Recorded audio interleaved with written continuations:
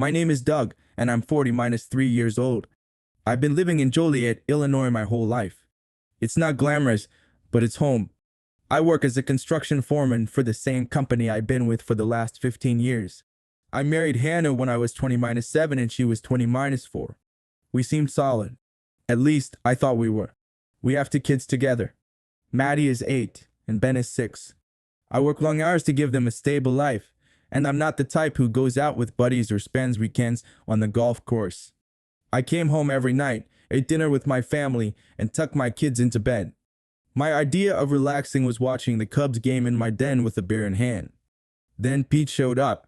Pete is Hannah's younger brother, and while I never disliked him, we weren't particularly close either. He's one of those guys who never really figured life out. He'd switch jobs every few months and always had excuses for why things weren't working out. Last fall, his wife left him. She took their money and moved to Indiana with some guy from her gym. Pete called Hannah crying, and I didn't even know about it until she told me he was coming to stay with us. It's just temporary, she said. He's got no one else. So I moved out of my den. My space. I took down my wall of tools, boxed everything up, and gave Pete the room. I even went out and bought him a new mattress. I drove an hour to pick him up and carried his stuff into my house. My house. At first, he was polite. Said he'd help out around the place, get a job, save up money. That lasted maybe a week. After that, he was sleeping until noon, watching TV in his boxers, and eating through our pantry like he was a teenager on summer break. I'd come home from a 10-year home with my son. I told Hannah, he's been here 3 weeks. Has he even looked for a job? She just said he was going through a lot and to give him some time. I swallowed it.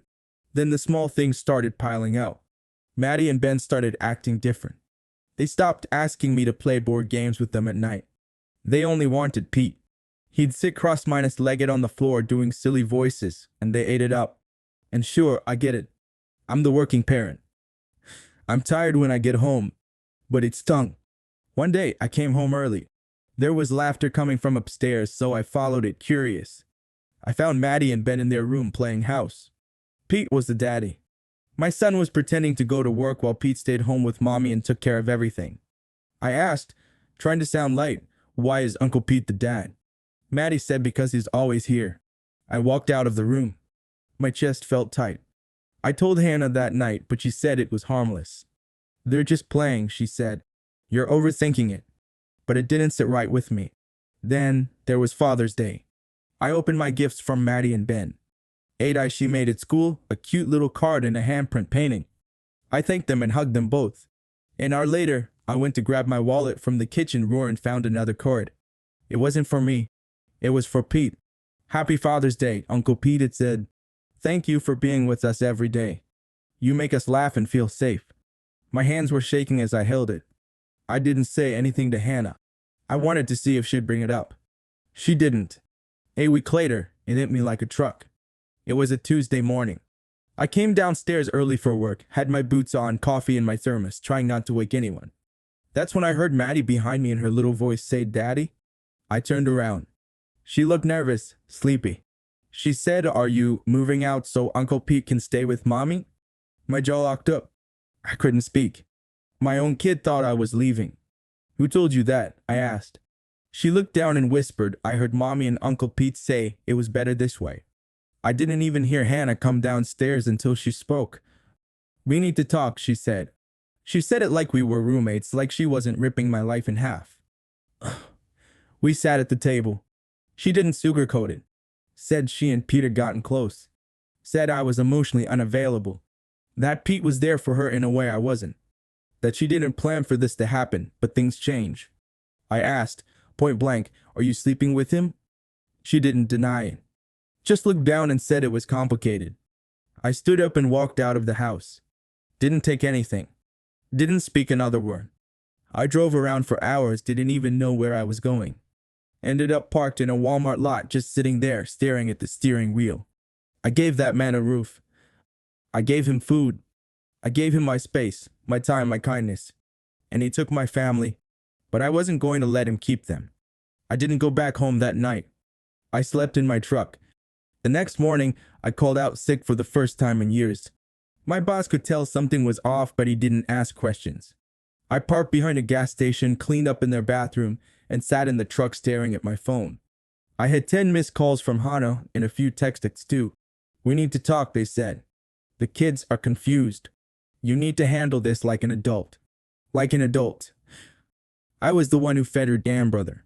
I was the one paying the bills. And now I was the one who had to handle it better. I called my buddy Wes. He works part-time as a process server and has been through a divorce. He knows people. I told him what was going on, and he didn't even act surprised. Get a lawyer, he said. Now. He gave me the name of a woman in town who doesn't take crap from anyone. Rhonda Marks. I met with her that afternoon and told her everything. Every twisted, dirty detail. She nodded calm like she'd heard worse. Then she leaned forward and said, first thing, do not move out of that house. If you leave and she files, she can claim you abandoned the family. You'll lose everything. I felt sick. I had already left. I asked if I could go back, and she said yes. Legally, it was still my home. So that night, I went back. The front door was locked. That was new. I rang the bell. No answer. I banged on the door. Pete opened it. He stood there in my hoodie, and looked at me like I was a stranger. He said, Hannah says you should cool off. I pushed past him. Hard. Didn't say a word. Hannah was sitting on the couch, arms crossed. She didn't even look surprised. You can't just barge in here, she said. It's my house, I said.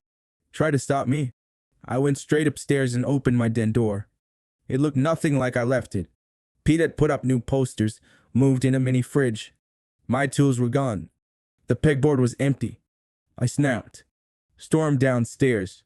Where are my tools? Hannah said Pete had boxed them up. He needed space. I went out to the garage. The boxes were gone. I called Wes, and he came over 20 minutes later to help me search. We found some of my stuff in the shed, but half of it was missing. Tools I'd had for years. Some passed down from my dad. That night, I slept in Maddie's room while she stayed in Hannah's. I laid on the tiny bed, knees bent, staring at the ceiling. The next morning, I called Rhonda and told her everything. She said we needed to start documenting every incident, every text, every time Pete was left alone with the kids. That same day, something else hit me. Ben was sitting at the kitchen table playing with a toy truck. I sat across from him and tried to smile. He looked up and said, Mommy said you're sad because Uncle Pete's better at being here. I just sat there trying not to cry. Then he said, don't worry. Uncle Pete said he'd take care of us now. I got up, went into the garage and punched the side of the fridge. My knuckles split open. I didn't care. That night, after everyone was asleep, I went through Hannah's phone. I know it's wrong, but I needed the truth. I saw months of messages. Pete texting her late at night from inside my own damn house. Pictures, jokes, flirty comments. One message said, sometimes I think this was meant to be.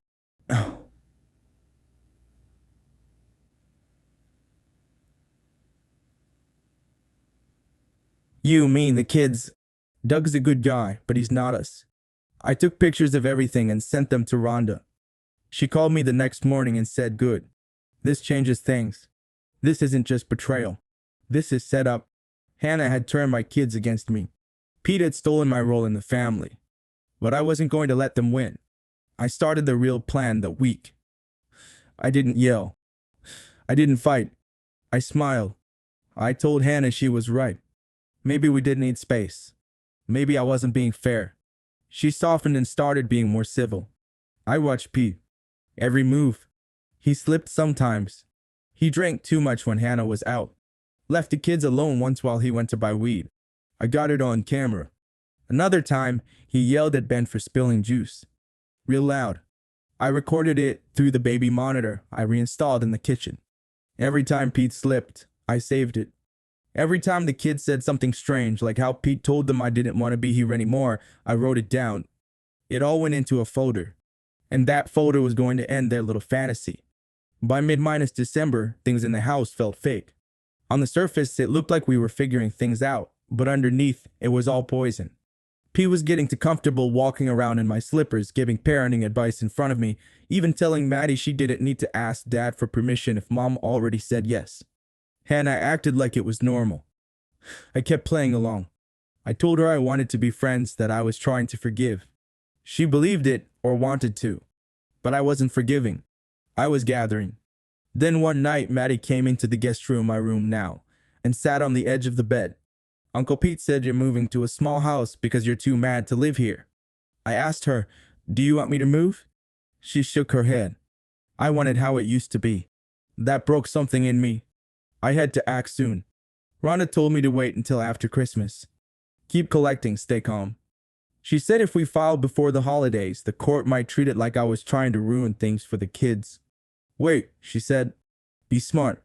So I did. I even bought Christmas gift for Pete. I wrapped a hoodie in a new pair of gloves. Cheap ones. I smiled when he opened them and said, you deserve something nice this year. He actually teared up and said, thanks, man. I didn't think we'd get here. In my head, I thought, we didn't. You're already done. You just don't know it yet. But the biggest twist came from someone I never expected. Pete's ex-wife. Out of nowhere, she messaged me on Facebook. Hey Doug, can we talk? I think you should know some things about Pete. At first, I thought it was Pete messing with me. I didn't answer. She followed up, I left him for good reasons. But if he's around your kids, you need to know who he really is. We met in public at a diner off Route 30 as she showed up nervous, holding a folder. I offered to buy her coffee. She didn't want anything. She opened the folder and pulled out court documents. Restraining orders. Old police reports. One incident showed Pete got drunk and smashed up their apartment while their dog was inside, terrified. Another showed he left their 3-old home alone for nearly an hour while he went to buy a bottle of vodka. She said, I stayed quiet too long. He's good at acting nice, but it's fake. I asked her, would you testify? She didn't hesitate. Yes. I took copies of everything and added it to the file I was building. That night, I looked at Pete differently. Really saw him. He wasn't just lazy. He wasn't just a home wrecker. He was dangerous. And Hannah, either she was blind or she chose not to care. But I cared. I cared about my kids, and I was going to protect them no matter what it took. 2 days later, Ben got sick with that stomach flu. I was up all night with him. Pete didn't lift a finger, just closed his door and said he had a headache. I stayed by Ben's side, cleaning up vomit, running baths, rubbing his back. When he finally fell asleep, I sat in the hallway floor watching the baby monitor. That's when I saw Hannah and Pete in the kitchen, whispering, then kissing. Right there, while I was up all night with their mess. I took the video off the monitor and saved it to the cloud. I added it to the file. And then I made one more call. To DCFS. Not to blow up the whole house yet, but to put them on record. To report what Pete had done. The weed, the yelling, the negligence. It opened a file and gave me leverage. I was done waiting. This wasn't just about revenge anymore. This was war. I filed for divorce the first week of January. I walked into the kitchen one morning while Hannah and Pete were having breakfast with the kids. I sat the envelope down on the table, looked Hannah in the eye, and said, "You've been served." She froze. Pete looked like he was about to say something stupid. I didn't give him the chance. I turned and walked out. Later that day, she called me 6 times. I didn't answer. I let Rhonda handle all of it. Every text, every mail, every lie Hannah tried to send my way. We documented it. A week after filing, I filed for full custody. Not shared. Full. Rhonda submitted the files. Every message between Hannah and Puchis. The video of them kissing while I took care of a sick child. The voice recording of Pete yelling at Ben. The pictures of my tools being taken, the missing items. And most importantly, the documents from Pete's ex-wife. The police reports, the restraining orders, her sworn statement. The CFS was now involved. They did a home visit while I was still legally living there. I wasn't home that day on purpose. According to Maddie, Pete smoked in the garage while the kids were inside. The CFS noted that. They also noticed Ben had bruises on his leg. Nothing major, but Ben told the investigator Uncle Pete got mad when I spilled juice on his game. It went in the file. After that visit, everything changed fast. Rhonda filed an emergency motion. A judge granted me temporary full custody pending full evaluation. I moved into a 2-bedroom apartment the next day with both of my kids. I still remember Pete's face when I showed up with the order. "You're kidnapping them," he shouted. "No," I said. "I'm saving them." I packed their clothes while Hannah cried on the couch. She didn't fight me. Maybe she finally realized what she'd let into their lives. In court 2 weeks later, it all came out. Rhonda didn't hold back. She laid out the full timeline. Me letting Pete in, the shift in the kid's behavior, the way I was pushed out, the affair, the neglect, Pete's background. Hannah didn't look so calm then. She looked embarrassed. She kept looking over at Pete, who sat there sweating through his shirt. Then Rhonda called Pete's ex-wife to the stand. She told the court everything. How he got drunk and punched holes in the walls. How he once left the stove on all night. How she feared for her child's life. The judge asked Hannah directly, were you aware of any of this when he moved in? She said no. Then I stood up. I told the truth. I said I worked too much. I said I didn't always listen to Hannah when she needed to vent. I admitted I didn't see the cracks forming, that I could have done better as a husband, but I never failed as a father. And I said I welcomed a man into my home who took everything from me. And I still would have forgiven them both if they just admitted the truth and left. But instead they tried to erase me. The courtroom was quiet. The judge granted me full physical and legal custody. Hannah got supervised visits for the next 6 months, pending review. Pete wasn't allowed near my kids. A restraining order was placed on him. It should have ended there, but karma wasn't done yet. Turns out Pete had a warrant in Indiana he thought had expired. His name popping up in the system flagged it. He was arrested 2 weeks later on a bench warrant tied to unpaid fines and a no-mind show in a domestic violence hearing. He's still in county jail. As for Hannah, her life fell apart. She lost her job 2 months later when word of the court case got around. She moved in with her parents. Every time she sees the kids during her supervised visit window, she cries. Maddie and Ben are doing better now. They talk about it sometimes, ask questions. I don't lie. I just tell them you're safe now. That's what matters. And me, I took some time off work. Focused on therapy, spent real time with my kids. Took them fishing, went to every school event. I'm learning to cook more than just frozen pizzas. Maddie says my chili is almost as good as mom's. I'll take that. Looking back, I made mistakes. I let things slide. I trusted too much. But I fixed it. They thought they could take my home, my role, my children. But they forgot one thing. I was never the one who gave up. They were, and I made sure that the people who mattered most knew exactly who was willing to fight for them and who was just taking advantage. In the end, sometimes being smart isn't about being the loudest person in the room. Sometimes it's about being the most patient, the most thorough, and the most prepared. They played games with my family, but I played chess with their lives. And I won.